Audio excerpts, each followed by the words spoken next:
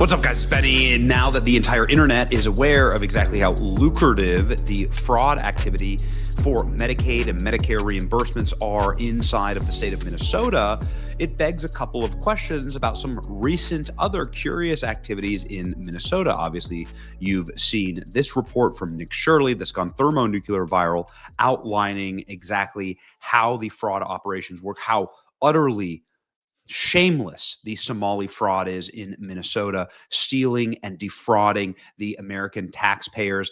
Everybody is in on it. Fake businesses, sham healthcare companies, sham daycares, all of it meant to funnel hundreds of millions, billions of dollars. And the moment you start asking questions about it, you get the police called on you. Obviously, the criminals are here to loot and plunder, just like they do in their home country, where the top occupation of Somalia is pirate.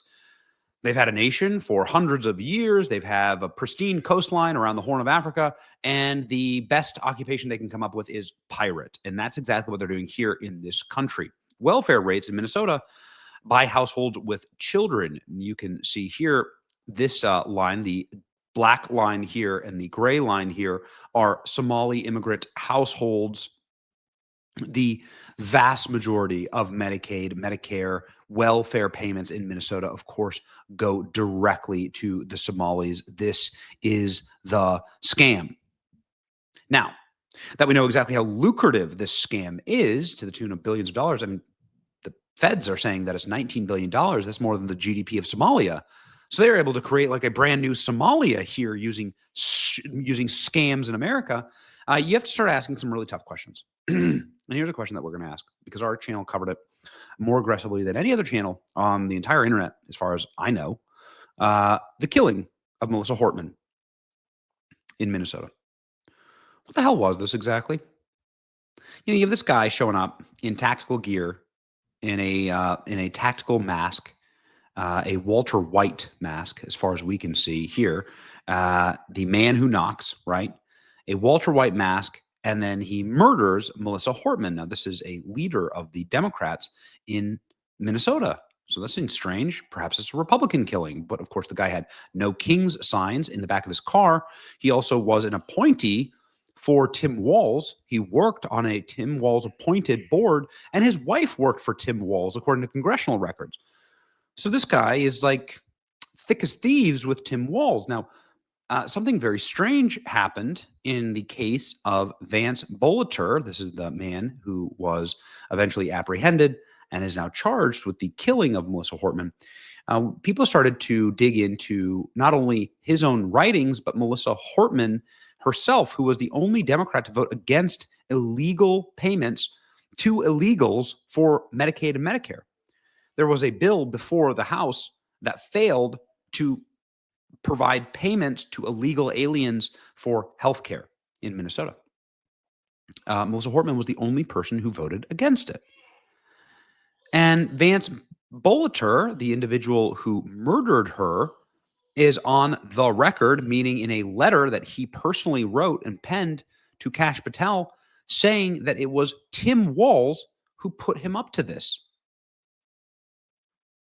That Tim Walz is the person who had him go murder a woman who stood between Tim Walz and infinity payments for illegals for healthcare in the state, something that we know now is extremely lucrative. Let's go ahead and read right here. Ask Tim Walz if he knows me and see what he says. If he says he doesn't know me or he's ever met me, look in the files and you'll see that Tim Walz personally appointed me to be his governor's workforce board business representative. And that he's also trying to destroy that info from the public record. Then asked Tim Walz why they kept the shots silent from the media when it first happened. Not a word in the press. Why? Then you need to get their stories figured out so that everybody could be on the same page about what happened. Tim's probably crapping bricks right now because I'm still at large and he knows what I can do. And he knows I know where all the buried skeletons are. So I will be shot on sight. You can bet on that. If you want me to turn myself in, then I need it to be directly to you. He's writing to Kash Patel here. And then I need to be held in a military prison in the Middle East, or at least somewhere on a military ship. They have guns everywhere. They can get anybody, he's saying. What? So has anybody investigated? Has anybody cleared Tim Walz over this? A lot of people are asking these questions on the internet, saying it's a hell of a coincidence with the fraud being exposed in Tim Walz's Minnesota. Only one Democrat voted to stop health care for illegals. One of 67, Melissa Hortman. She was the deciding vote. Then she was killed. And it's almost like she knew it was coming. People are resurfacing this clip of Melissa Hortman sounding terrified, voice cracking, shaking, shivering in Minneapolis after voting to kill healthcare for illegals. Again, Vance Boelter was appointed. Here's Tim Walz's signature to this board. Melissa Hortman's death directly after voting to not give illegal immigrants money in Minnesota makes a lot more sense after the massive billion-dollar scandal came out. She's the only Democrat in the state to vote no. Remember when Melissa Hortman was murdered for voting against health care in Minnesota? 5 days later, after this vote, her and her husband were murdered by a Tim Walz protege. I'm not sure if he's a Tim Walz protege, but he definitely has a lot of connections to Tim Walz. And in his letter, he blames Tim Walz. So has anybody investigated this? She knew about the multi-billion-dollar welfare scam and tried to stop it. Now she's dead. With the fraud being exposed in Minnesota, the only person to vote against illegals having health care is Melissa Hortman. She was the deciding vote. Isn't that interesting? I think it is. I think it absolutely is. So, very strange. Obviously, Elon Musk is saying that Tim Walz deserves to be in prison. Tim wanted me to kill, it says. You can see his own handwriting. So I don't know. Has Tim Walz ever been asked a question about this?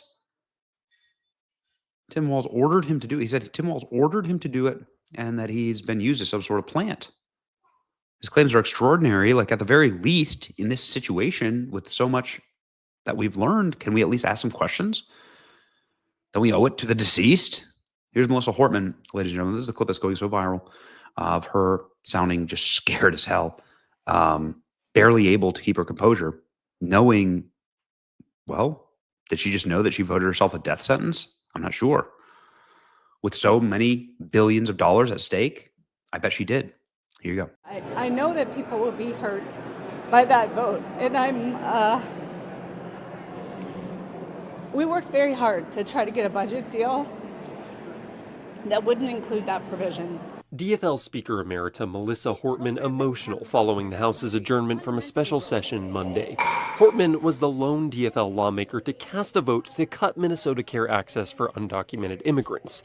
It's a move she made with a heavy heart. I did what leaders do. I stepped up and I got the job done for the people of Minnesota. The bill was deeply unpopular with members of the DFL caucus. Members have repeatedly expressed frustration that the bill was part of a compromise, one that would ensure the necessary GOP votes to pass the rest of the state budget. We are tremendously disappointed and gut-wrenched at this decision, at this compromise that compromises our communities that are most vulnerable.